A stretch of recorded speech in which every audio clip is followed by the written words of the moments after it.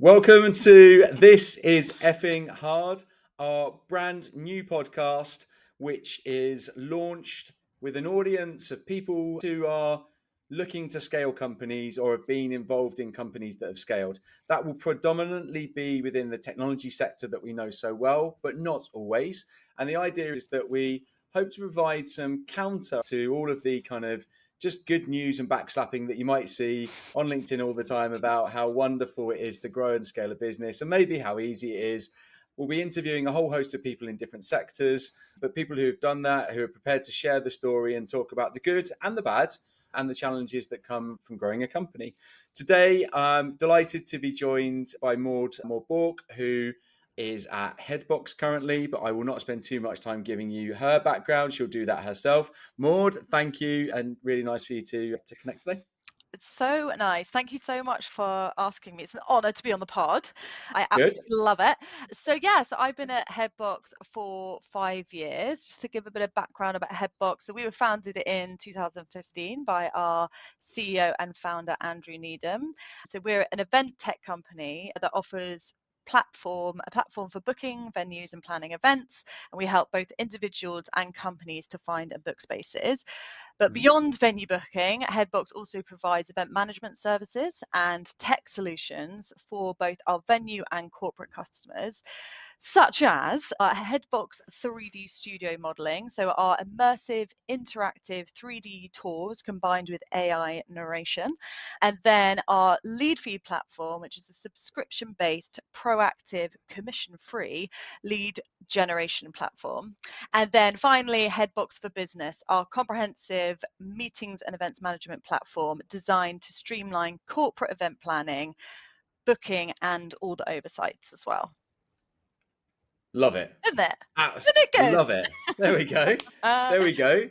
And so tell us a bit more about where HeadBox was when you joined yes. and where it is today. Yeah, so I joined 5 years ago. My role as talent specialist covers three main areas. So the first is recruitment and onboarding, where Mhm. you come in a lot of the time, Lloyd, and the lovely Nathan. And so, Good plug. yeah. So I am responsible for the recruitment strategy and handling all of the recruitment stuff at HeadBox, and that includes onboarding people when they come as well. And then that takes up a lot of my time. And then secondly, I'm the go-to HR girly on the day-to-day, and I'm supported with that with our COO, Lucy, who I report Mhm. into. So that's everything from payroll to policy writing to poll surveys. And then finally, I run our HeadBox committee, which is like a culture committee where we do different initiatives, activities, talks, volunteer opportunities under our three committee pillars: diversity and inclusion, health and well-being, and social and environmental. When I joined HeadBox 5 years ago, we were in that we were still it'd been going for a couple of years by that point, so they were at the point where they were starting to shed some of those teething problems that you get from being a new business, where you're just hoping that people are picking up what you're putting down. By that point, the lead feed had come in, and we were already a reseller of 3D modeling, and we've since become the biggest reseller in the meetings and events and hospitality space.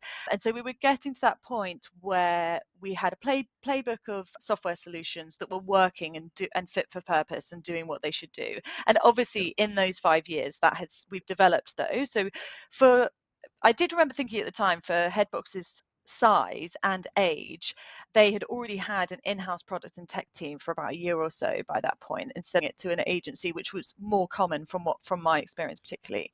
And so that meant that we had a really tight loop between what our clients wanted and what we were producing in our software roadmap.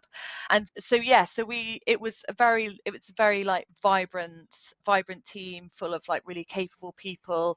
We had really good leadership at that time. We had Charlie Marr, our CRO, at the helm, who was with us for 6 years, and he was super influential and had a very like specific way of working that really worked, and he was very motivating as well. And then we had the pandemic. So Yeah. I Yeah. joined just 3 months before all of that kicked off.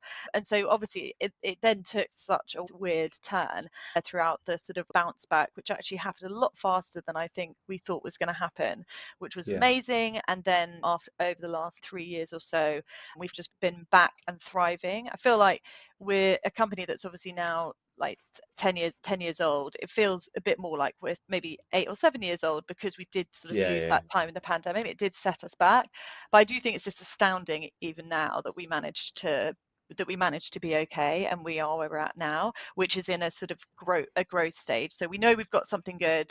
We know that it's what our clients need. So now we're at a point where we're trying to grow our client base, grow our international presence as well. And with that, for me, obviously, I see everything through a very people lens, operationally scaling as well to meet the needs of that demand of that growing Yeah. client base, and going into those new territories as well. Yeah. I know it's a pandemic for an event tech business. when Wasn't there are great. no when there are no events. I remember talking to Charlie at the time, and just but you're right. I think that the bounce back was fast, Yeah, it and was. It's people. It's yeah, always going to be a part of what people want, and yeah, particularly a part of how businesses do business. And people wanted to feel connected. Like that's yeah, so, and people were really keen to make it work in whatever way they could, even when we still had a bit of restrictions going on. yeah. No, Mm. agreed. And I know that obviously prior to HeadBox, you were at Pulsar, Hmm. which again was with Andrew Needham. Yeah, Charlie, You actually. and Yeah. Charlie, yeah. It's an interesting point that, and maybe a question I'd like to ask on that is: you've crossed businesses and gone to work with the same founder again, Mm-hmm. and also other people have gone as well. Hmm. I'm going to ask why. I think Mm. the obvious thing is like you love working with Andrew and you love what he's doing and whatever else. Hmm. But is there anything else that's less obvious that you think people? Because and the reason I'm going to ask this, and I will ask the question in a minute. I'm waffling a bit, I know, but Mm. the point of the question is I think that when you find a good founder and somebody that Mm. you believe in, Mm. it makes sense to try and follow them.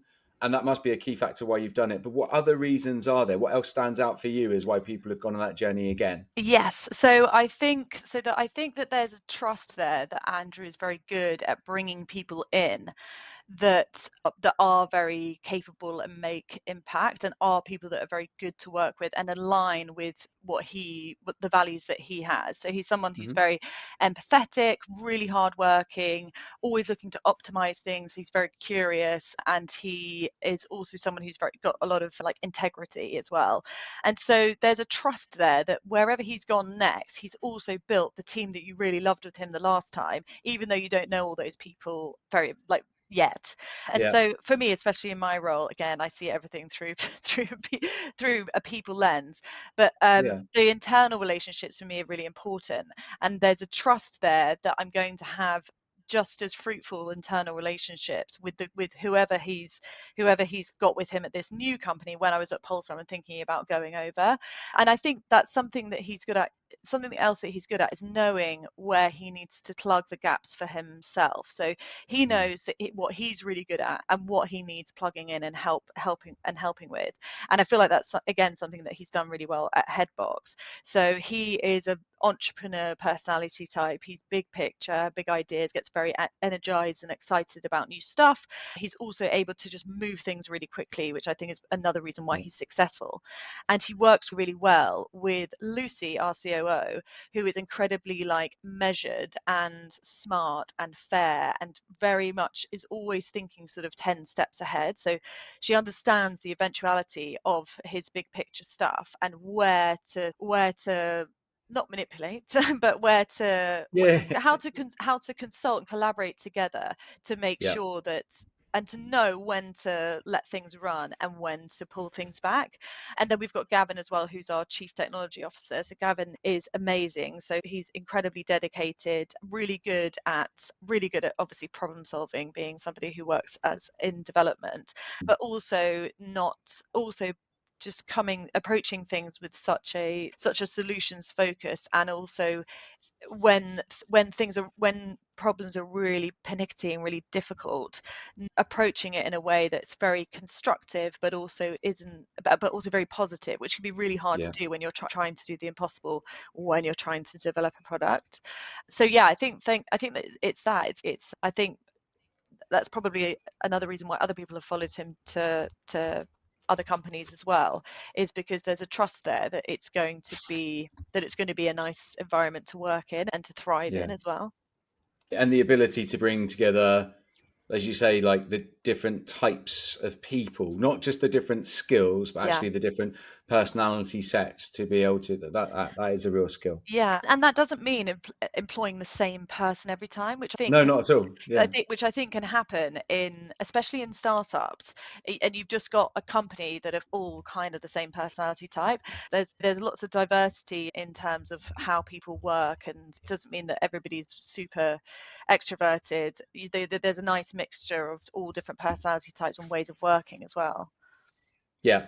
Mm. No, that makes sense. And I think that shines through. Mm. So let's take it back. Let's take it back a few years, Maud. Mhm. Growing up with your powerhouse sisters, as I know you were, what were you? The dynasty, yeah. Exactly, exactly. What did you want to do when you were growing up? Yeah, so at school I was by the time I got to senior school, I was quite shy when I was like a smaller child. By the time I got to senior school, I went to a really small school, which kind of enabled me to come out of my shell a bit more, because it was a bit safer, because there was only 500 people at the school. There was only like 40 students in my year, and I was really into your music and drama and acting and all of that kind of stuff.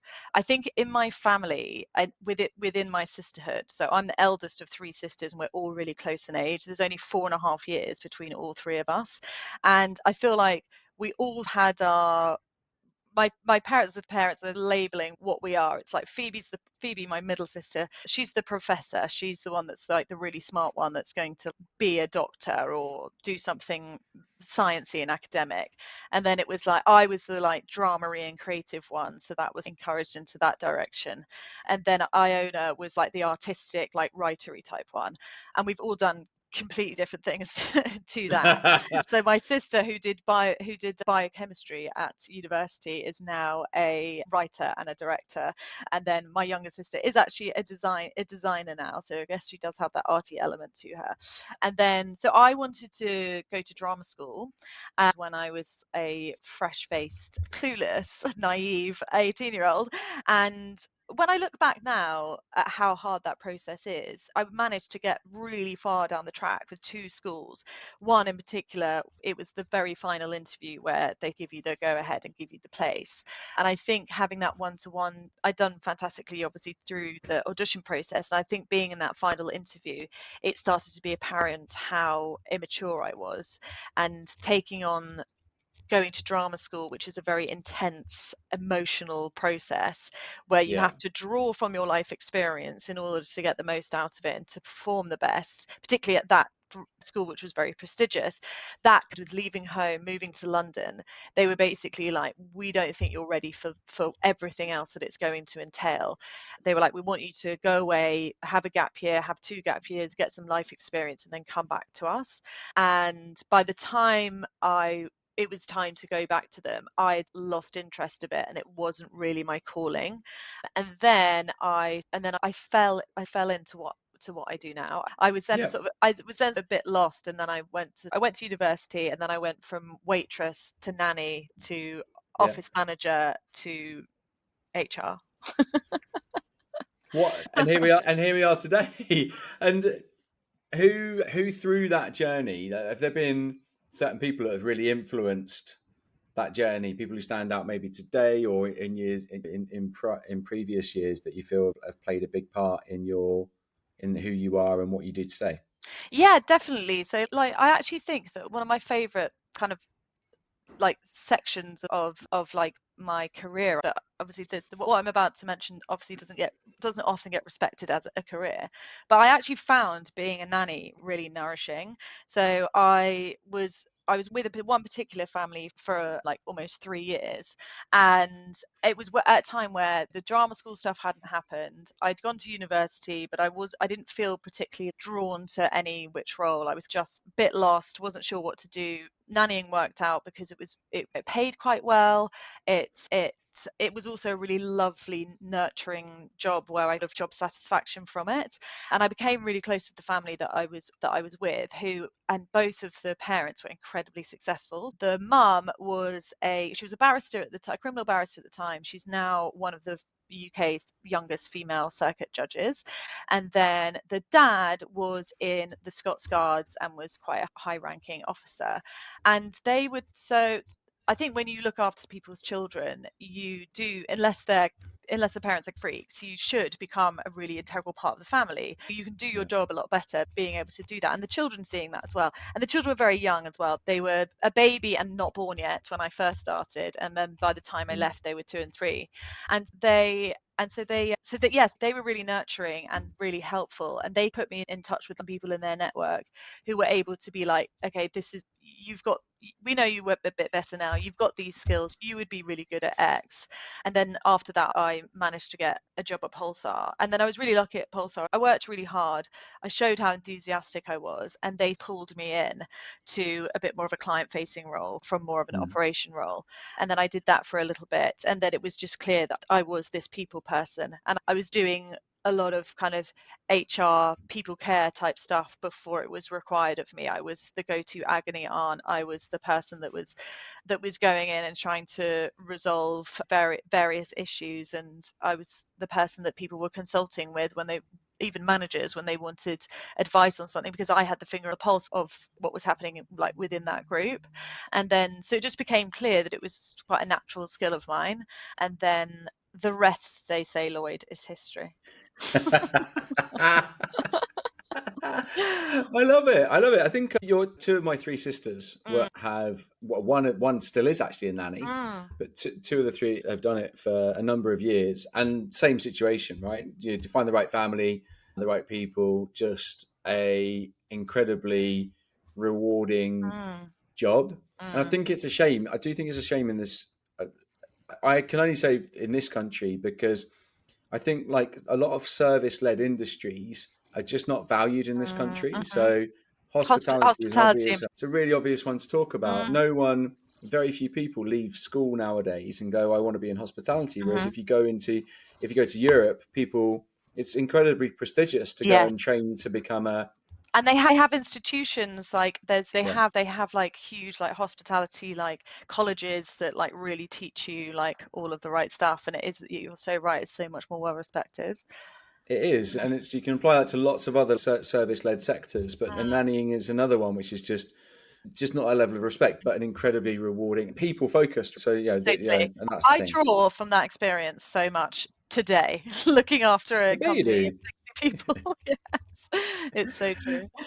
The parallel between looking after 3-year-olds and looking after, I won't say anymore, but getting into kind of like work today and the life of being in the environment of, you said HeadBox is going incredibly well, international growth, and that's great. But also the podcast is around the things that maybe people find harder or are less talked about.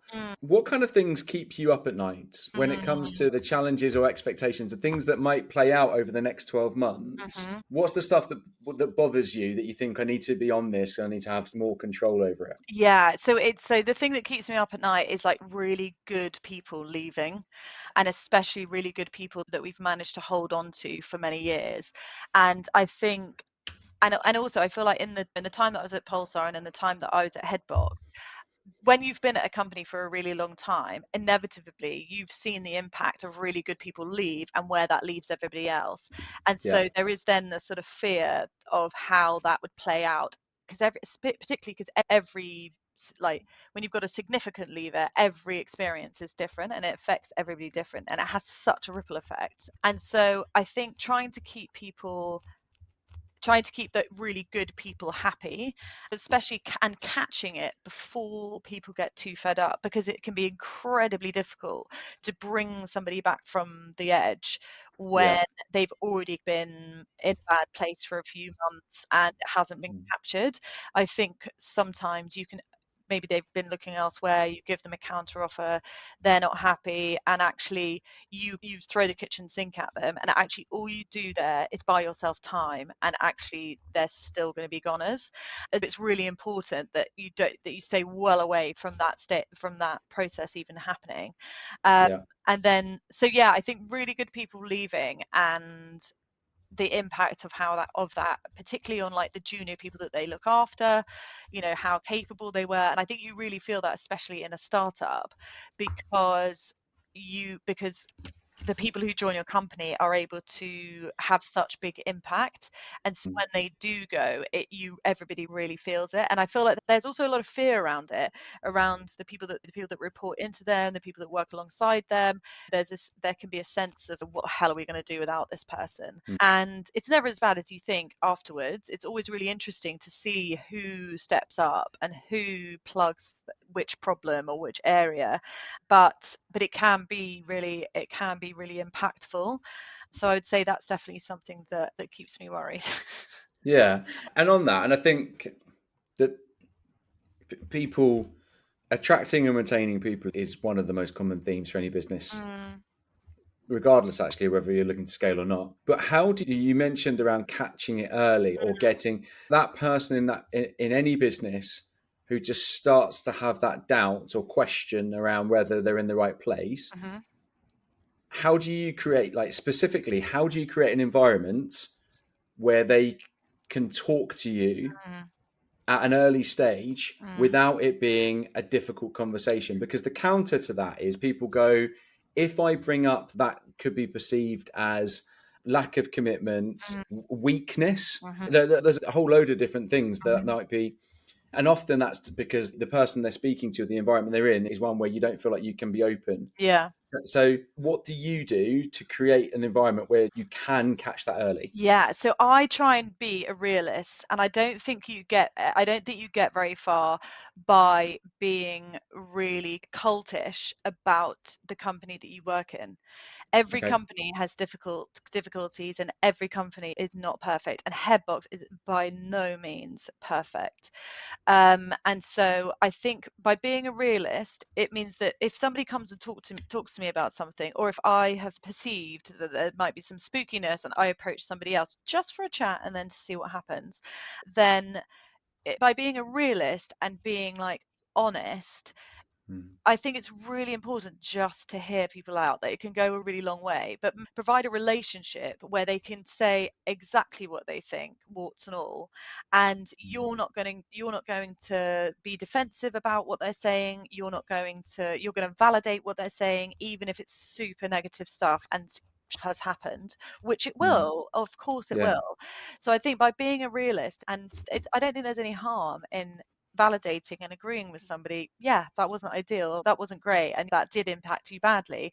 And I think here people feeling like they're being heard and being validated, and knowing that people are acknowledging that they've been through a hard time with X, Y, or Z that's happened in the company, that can go a long way. And in them, I think that it can invoke some forgiveness, and so they can get into there can be a bit of a repair there, that something went wrong, they felt wronged, or Yeah. they felt put upon, and that they were under strain, or that they didn't feel considered or seen, and you actually acknowledge. I think it's important to acknowledge that. But yeah, I would definitely say that, yeah, being a realist and not being too cultish about somebody's experience, so that you're resisting what they're saying, I think is really Yeah. important, because you can then actually get to the heart of how to action that, or how to help. Of course you can. Yeah. Yeah.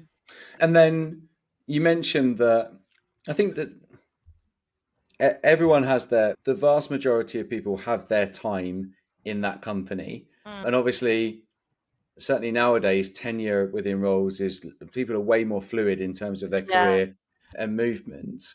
But when you have somebody who's been with the business for a long time and has been such an influential character, it's easy for us to talk about someone like Charlie because Yeah. he was there. But there have been other people as well who naturally just get to a point where they go, I need something else. There's Yeah. something that's not here. And that's the reality of it. It's nothing to do Totally. with the fact that They it's need just, newness. They need they newness. yeah, And yeah, you yeah. can't And provide a newness. new Yeah. experience.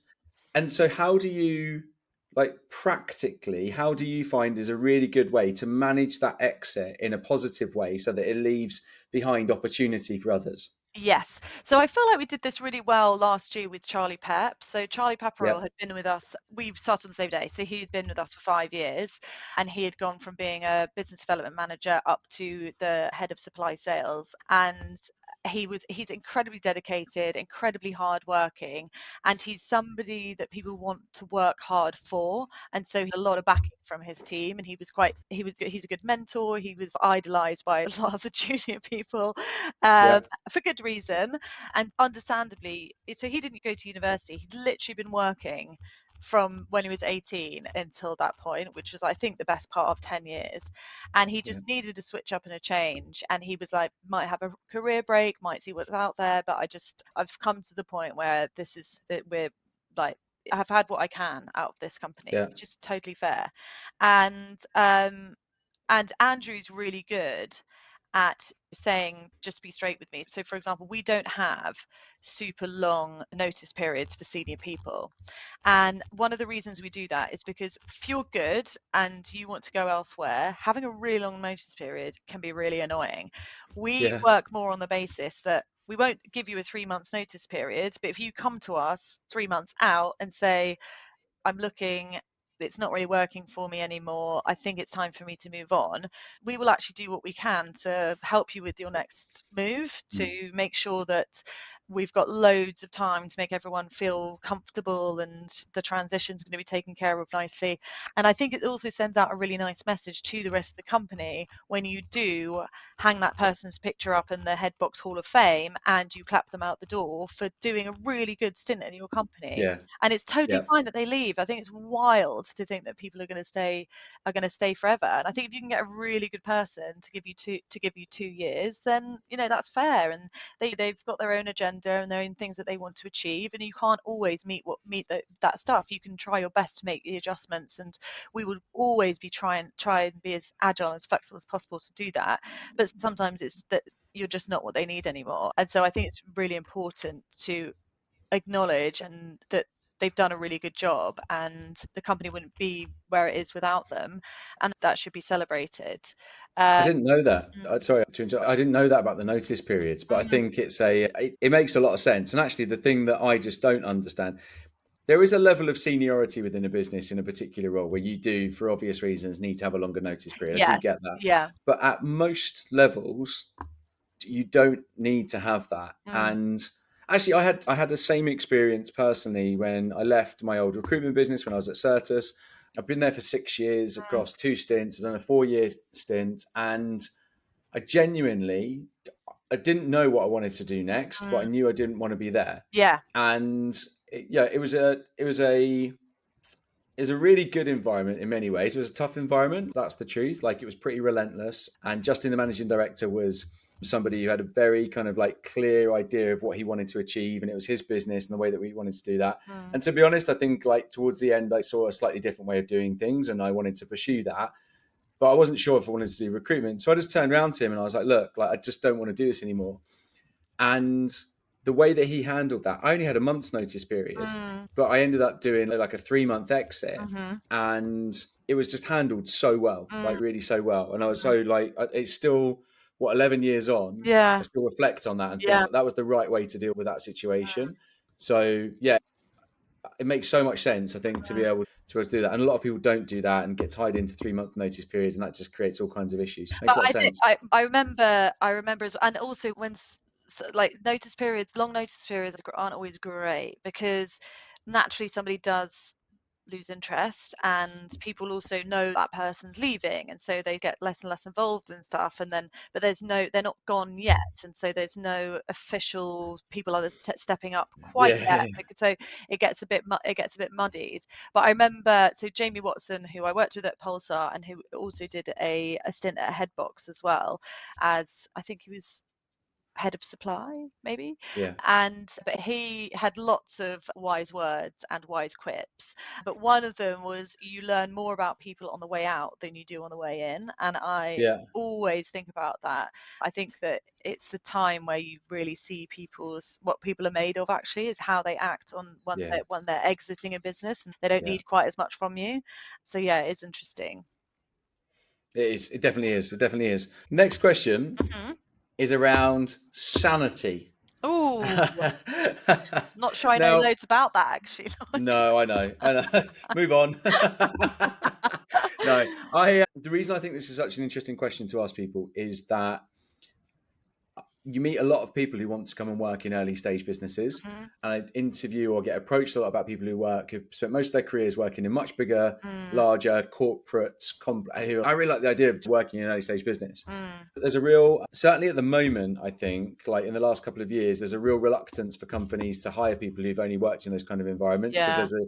the risk factor is just the unknown Mm. and not being able to handle the environment that they're going in because it's so different. Mm-hmm. But I'd love to know like how you handle that. So what keeps you, when the heat's on, the pressure's on, whether it's good or bad, because it's not always about just growth.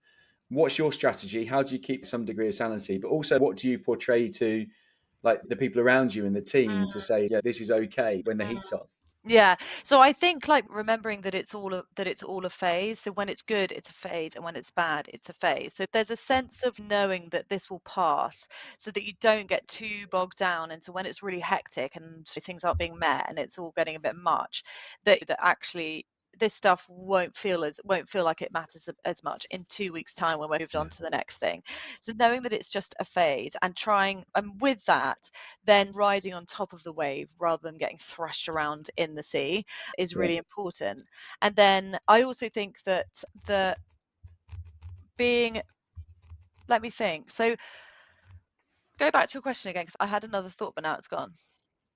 Yeah. So I guess the point is that a lot of people probably aren't very well suited to being in the frenetic Yeah, environment of being in an early stage business. my And yet thoughts the come back people, to me. yeah. Yeah. And so the people who are, I Mm. think, have really good ways of being able to handle and deal with it, with the challenges that come. And I just wanted to know like how you Yes. approach it and how others. Yeah, so I think as well, there's something around not asking for permission. So when you come from a really big company, the processes and the way it works and flows is on such a large scale, and quite often they've got a lot more money than a smaller company, and so everything just works, and this is the way it is.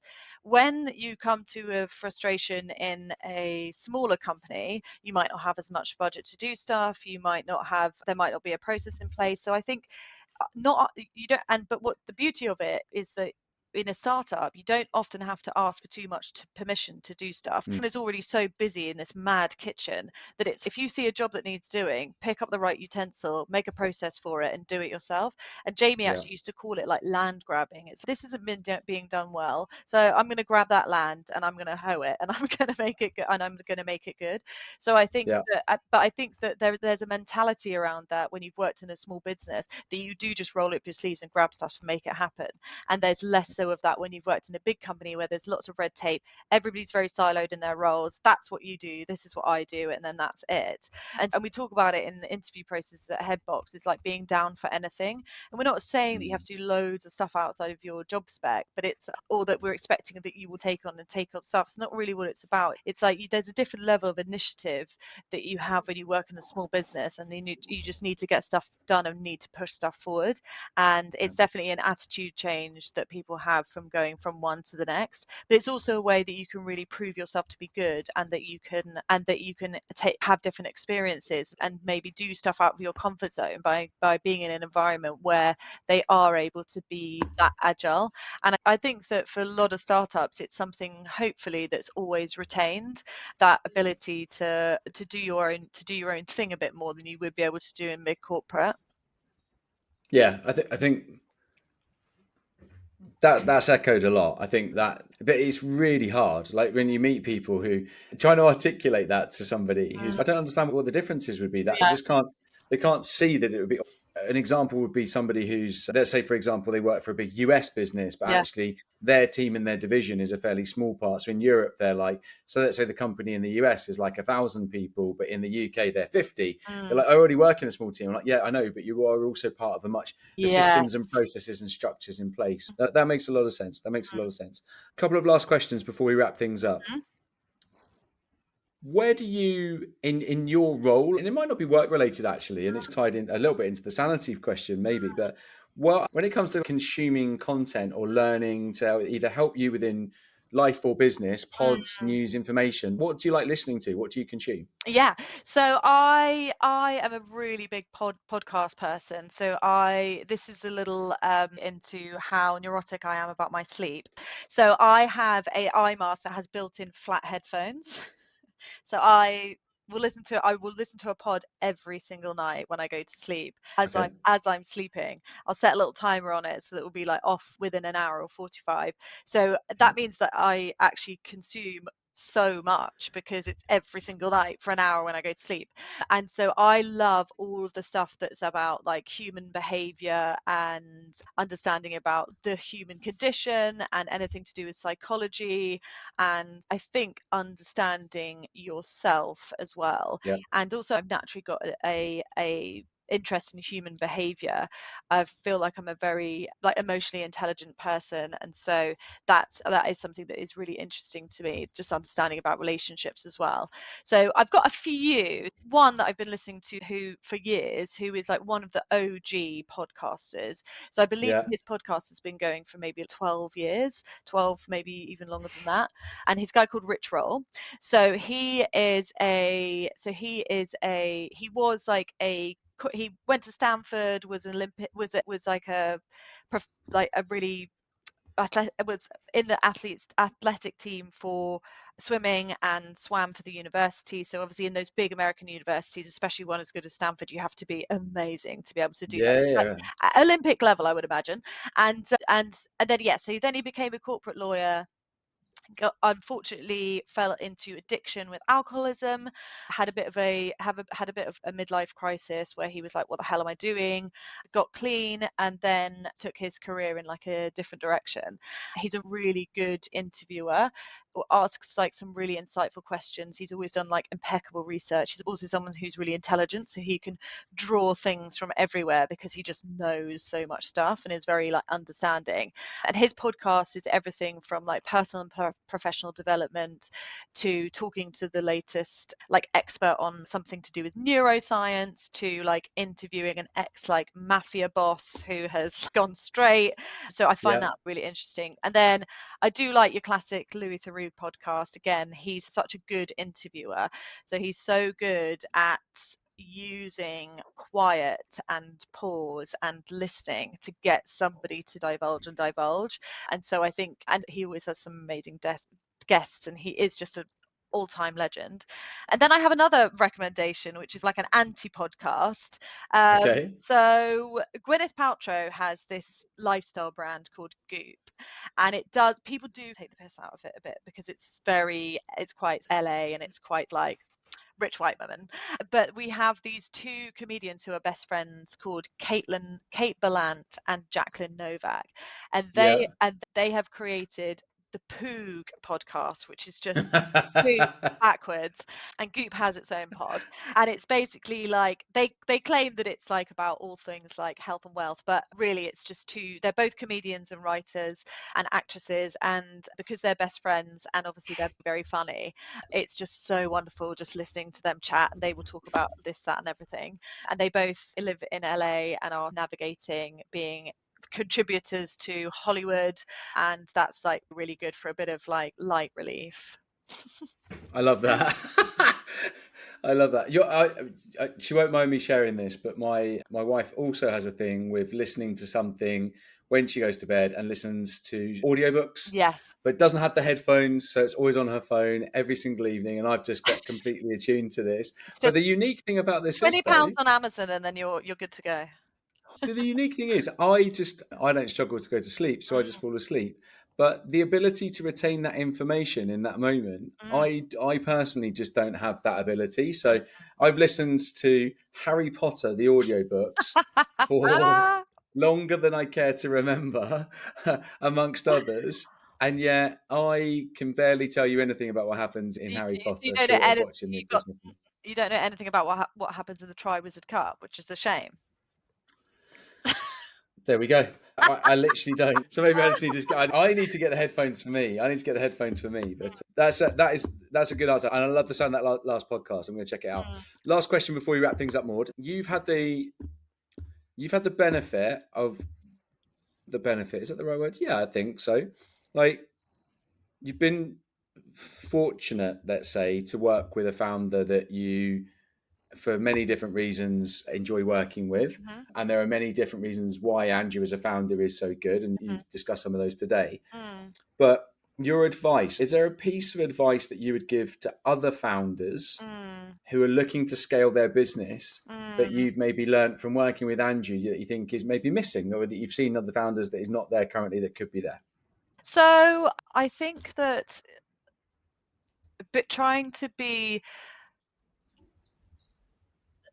separate the senior leadership from everybody else, I don't think works. So I think that at Headbox and at Pulsar, I would say as well, there was this feeling that you were that sort of everybody's voice was heard and that everybody's contribution was valued.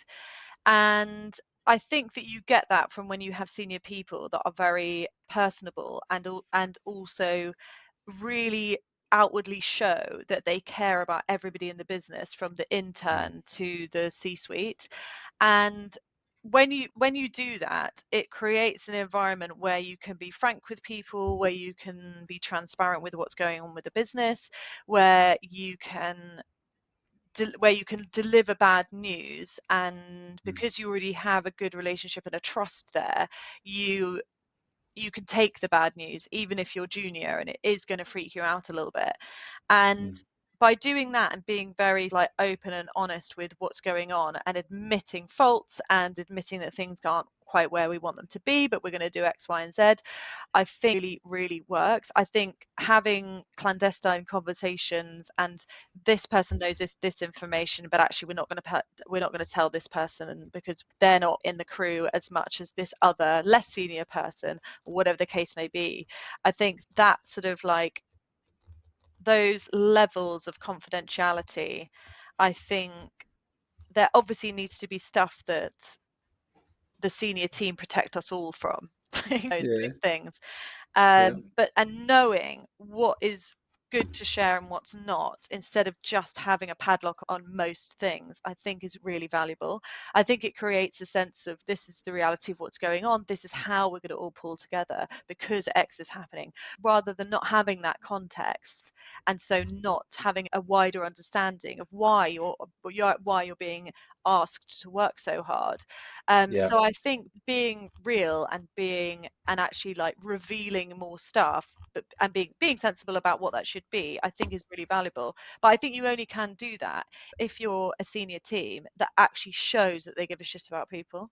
I think yeah. if you're not, then that also doesn't work. But that should be a given. It isn't always. Agreed.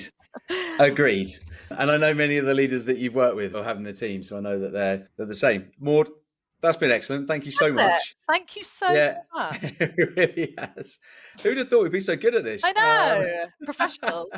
I really No, I enjoyed it. really. I felt like it flowed really nicely. It felt like we were just having a good chat.